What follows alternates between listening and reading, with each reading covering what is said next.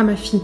Je suis devenue mère une seconde fois, en ce mois de janvier 2015. J'ai donné naissance à un enfant, mais surtout à une petite fille. Nous vivons dans une société parsemée de faux semblants. J'aimerais que tu puisses avoir une vie épanouissante, que tu sois une fille ou un garçon. Je rêve d'un monde dans lequel ton sexe n'impliquera aucune différence dans tes choix de vie, tes opinions, tes droits et le respect qu'auront les autres à ton égard. Nous vivons en Suisse, en 2020, à une époque qui se veut épanouissante pour les femmes, à la recherche d'une égalité que nous peinons à atteindre avec nos voisins masculins. Au niveau fédéral, les femmes ont obtenu le droit de vote en Suisse le 7 février 1971, il y a seulement 49 ans. Pour les votations cantonales, certains cantons ont attendu jusqu'en 1990 pour faire évoluer leur façon de voir les choses et permettre aux femmes d'avoir une opinion, elles aussi. La femme servait uniquement à la bonne tenue et au bien-être de son foyer. Le reste ne lui appartenait pas. Elle n'était d'ailleurs même pas maîtresse d'elle-même. Il a fallu attendre jusqu'au 1er janvier 1978 pour que les femmes obtiennent enfin l'autorité parentale conjointe sur leurs enfants. Auparavant, les pères étaient considérés comme uniques représentants légaux de leurs enfants, et également de leurs femmes. On appelait ça la puissance paternelle. Pourtant, dans la majorité des foyers, il n'y a que la femme qui servait au bien-être du foyer, et qui était donc la seule à prendre soin des enfants et à accompagner leur développement. Les femmes n'avaient donc bien entendu aucun droit sur leurs propres enfants, et il leur était bien évidemment impossible de se séparer de leur conjoint, même en cas de violence, simplement parce qu'elles se faisaient retirer la garde de leurs enfants. C'est d'ailleurs ce qui est arrivé à ma mère, qui s'est vue arrachée à sa propre mère lorsqu'elle avait 3 ans. Femme seule et sans époux. Entre 1800 et 1980, plus de 100 000 enfants ont été retirés de force à leurs parents, pour être placés chez des agriculteurs, dans des institutions religieuses ou encore en internat. Pour une grande partie d'entre eux, ces enfants ont subi des maltraitances.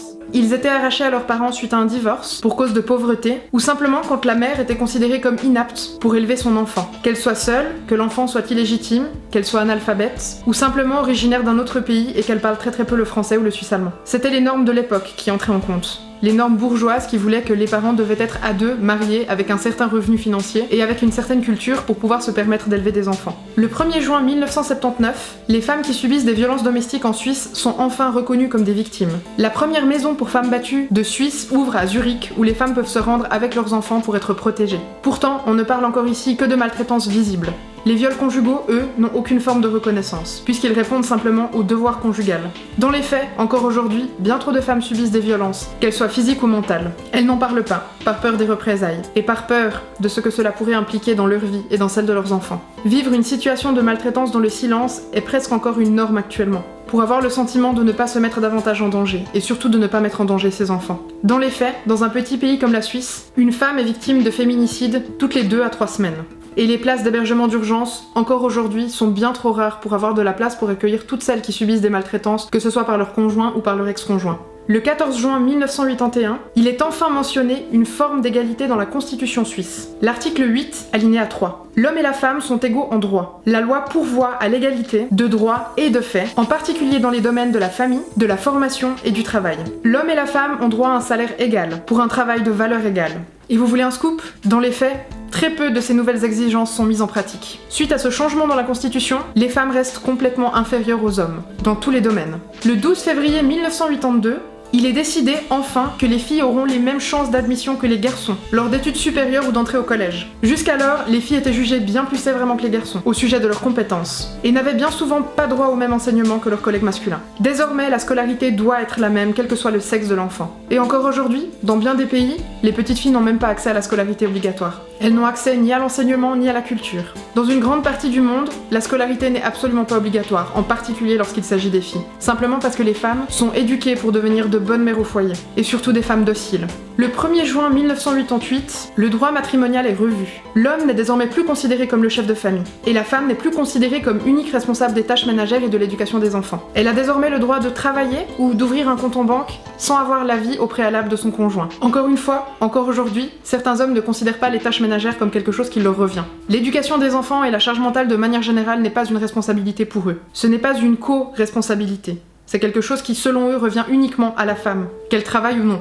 Heureusement, les choses changent de ce côté-là et les hommes d'eux-mêmes entraînent des changements conséquents dans leur manière d'être et dans leur manière d'évoluer. Et ça devrait être une norme. Malgré tout, je suis moi-même entourée d'amis qui ne sont pas aidés par leur conjoint et où le conjoint ne respecte absolument pas la part de travail qu'ils font elles à la maison. Le 14 juin 1991, Un demi-million de femmes sortent dans les rues en Suisse. Elles réalisent une énorme grève pour réclamer ce qui leur revient de droit. Un meilleur partage des tâches au sein du couple. Une éducation sans sexisme pour tous. Des gardes pour les enfants plus facilement accessibles pour qu'elles puissent retourner au travail. Et surtout, une assurance maternité et un congé parental. En effet, 10 ans après ce nouvel article de loi, très peu de changements ont été effectués. Et les femmes doivent se soulever pour prétendre à leurs droits fondamentaux. Cette grève est la preuve de l'importance de la sororité entre femmes, mais aussi simplement entre êtres humains. Il est bien trop important de se battre ensemble pour les bonnes raisons, plutôt que de se battre les uns contre les autres simplement parce que nous n'avons pas les mêmes formes de choix, ou les mêmes opinions sur divers sujets. On a le droit de penser différemment, c'est ce qui fait toute notre richesse. Mais a-t-on besoin d'aller à l'encontre des choix qui ne sont pas les nôtres et qui n'impliquent finalement que les autres? Ne pouvons-nous pas nous sentir libres individuellement de penser par nous-mêmes, sans pour autant considérer que le regard de l'autre est forcément quelque chose de faux?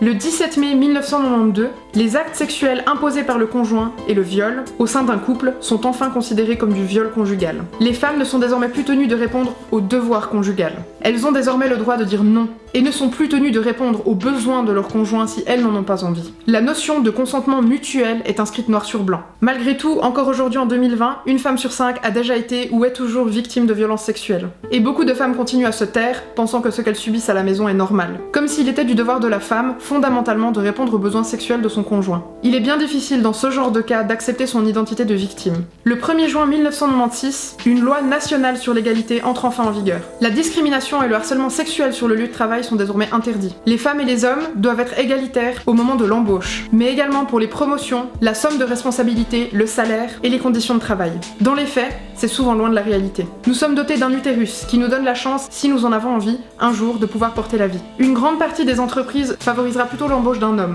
pour ne pas avoir à gérer un éventuel congé maternité. On évite d'engager des femmes parce qu'elles ont le risque de peut-être devenir maman ou de l'être déjà. Elles demanderont ensuite des congés maladie dans le cas où leur enfant est malade. Elles feront valoir leur droit à l'allaitement sur leur lieu de travail. Elles risquent de quitter leur poste du jour au lendemain en cours de grossesse pour raison de santé. Légalement, les patrons n'ont absolument pas le droit d'exercer une quelconque discrimination sur les femmes à ce niveau-là. Et dans les faits, on le sait tous, une femme est bien moins intéressante à l'embauche qu'un homme. Combien de fois ai-je discuté avec des amis qui m'ont dit: pendant l'entretien d'embauche, le patron m'a demandé si je comptais faire des enfants ces prochaines années, alors qu'il en va de l'intimité de chacun. Le 27 mars 1997, la Suisse sera l'un des derniers pays à signer la convention de l'ONU qui vise à interdire les discriminations faites envers les femmes. Au regard de la politique, de la vie sociale, du droit civil, de l'éducation, les hommes et les femmes doivent être considérés de la même façon. Le 2 juillet 2002, les femmes ont désormais le droit d'avorter jusqu'à la 12e semaine de grossesse. Jusqu'alors, elles étaient dans l'obligation de poursuivre leur grossesse et d'accueillir cet enfant, même lorsqu'elles étaient victimes de violences ou de viols. Nous n'étions pas libres de notre propre corps. Si une femme tombait enceinte, elle était tenue responsable et unique responsable de ce bébé, alors que lorsqu'on tombe enceinte, il y a toujours 2 personnes incluses. Qu'elle soit seule ou en couple, c'était donc à elle d'assumer ce bébé, par ses propres moyens. Les hommes, encore aujourd'hui, n'ont souvent aucune forme d'implication dans le fait de tomber enceinte, simplement parce qu'ils considèrent que ce n'est pas de leur faute à eux, puisque la contraception doit généralement être prise par la femme. Et pourtant, il existe désormais des contraceptifs qui sont utilisables aussi pour l'homme. Et quand on décide de se protéger, c'est à 2. Dans une grande partie du monde, les femmes sont très loin d'avoir cette forme de liberté. Ce n'est que le 3 octobre 2003 que les responsables de viols au sein du couple seront enfin poursuivis et punis pour leurs actes, à une hauteur pourtant encore bien trop faible. En 1945, les hommes, et uniquement les hommes, ont voté pour une assurance maternité à ajouter dans la constitution suisse. À 4 reprises les générations suivantes, le peuple suisse va refuser ce qui est proposé. Toutes les propositions de loi destinées à mettre en place ce congé maternité seront rejetées les unes après les autres. Du coup, ce n'est que le 26 septembre 2004 que les femmes ont enfin droit à un congé maternité lorsqu'elles tombent enceintes et ont un bébé. Il est de 14 semaines et on est rémunéré à hauteur de 80% de notre salaire. Cette nouvelle loi entrera en vigueur le 1er juillet 2005. Il aura donc fallu 60 ans pour mettre en place réellement un congé maternité. Le 1er janvier 2013, la femme peut enfin décider de conserver son nom de jeune fille si elle en a envie lors du mariage. Elle peut également donner son propre nom à son conjoint. Elle n'est plus tenue de prendre le nom de famille de son conjoint. Désormais, pour faire perpétuer un nom, il n'y a plus besoin d'être un homme. Le 3 décembre 2018, dans une grande partie des emplois, les femmes restent sous-payées par rapport aux hommes pour les mêmes compétences et les mêmes capacités. Une nouvelle loi entre en vigueur et elle demande aux grosses entreprises de revoir les rémunérations et d'équilibrer pour que les hommes et les femmes aient le même revenu. C'est une belle idée. Cependant, aucun organisme suisse n'est mis en place pour vérifier que tout cela soit bien mis en pratique. Il n'y a donc aucun contrôle de ce changement et encore aujourd'hui, il reste des grands écarts de revenus. Ma chérie, mon enfant, les générations de femmes avant toi, avant nous, ont dû subir bien des drames et des épreuves pour parvenir à nous octroyer à toi et moi les droits et le respect auxquels nous pouvons désormais prétendre. Et je suis profondément triste de savoir qu'encore aujourd'hui, tu grandis dans un monde terriblement patriarcal, où l'image de la femme reste inlassablement inférieure à celle de l'homme. En Suisse, mais surtout partout ailleurs. Dans notre société, le corps de la femme est vendeur. Il doit être standardisé et répondre aux codes de beauté, imposés par la publicité, les médias, les mannequins. Nous ne sommes pas libres de disposer de nos propres corps. Notre corps nous semble encore aujourd'hui totalement dépossédé pour répondre aux besoins d'autrui. J'ai peur de l'avenir qui t'est réservé. Oui, en 60 ans, les droits de la femme et l'égalité ont évolué, mais pas suffisamment. Nous restons esclaves d'un monde qui nous définit selon ses propres critères de sélection, que ce soit physique ou mental. Et je ne me contenterai jamais de ce que l'on a déjà. Ni pour toi, ni pour toutes les autres petites filles que cette planète porte. Je ne veux rien d'excessif. Je veux un pied d'égalité, un vrai. Je ne veux plus me sentir inférieure ou différente uniquement parce que j'ai un utérus. Et j'ai espoir que les choses changent, pour l'avenir de nous toutes, où que nous nous trouvions. Ma petite fille, je veux pour toi un monde humain.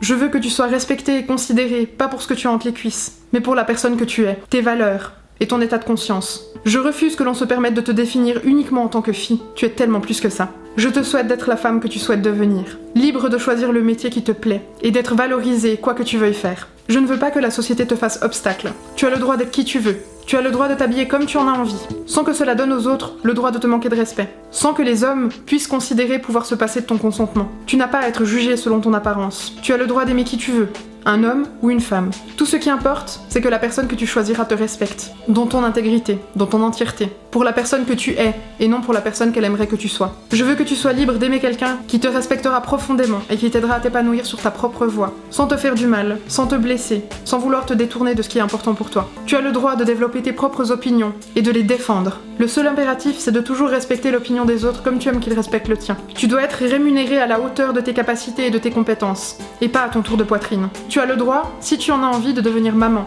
et dans des conditions optimales. Tu as le droit d'être entouré, guidé, accompagné, sur la voie de ta propre parentalité, sans te sentir écrasé par le poids du jugement des autres, et par les angoisses qui ne t'appartiennent pas. Tu as le droit d'aimer ton corps, et la personne que tu es, simplement parce que tu le mérites. Les critères de beauté n'existent que dans les yeux de ceux qui les mettent en place. Sens-toi libre d'être celle que tu es, toujours, partout et avec tout le monde. Je vais te tenir par la main. J'ai eu besoin de presque 30 ans pour réussir à m'épanouir en tant que femme. Je vais t'accompagner sur ta route, quelle qu'elle soit, selon tes propres envies et tes propres choix, sans jamais m'opposer à ce qui a de l'importance à tes yeux. Habille-toi comme tu l'entends, maquille-toi si tu en as envie et uniquement si tu en as envie. Épile-toi uniquement si ça te chante. Adopte le style qui fait sens pour toi. Ne sois pas esclave d'étiquettes qui ne t'appartiennent pas. Tu n'es pas ce que les gens imaginent de toi, tu es simplement toi. J'espère que tu sauras te libérer du poids des mots, pour t'approprier ta personne sans difficulté. Tu es quelqu'un de merveilleux, tu seras toujours quelqu'un de merveilleux.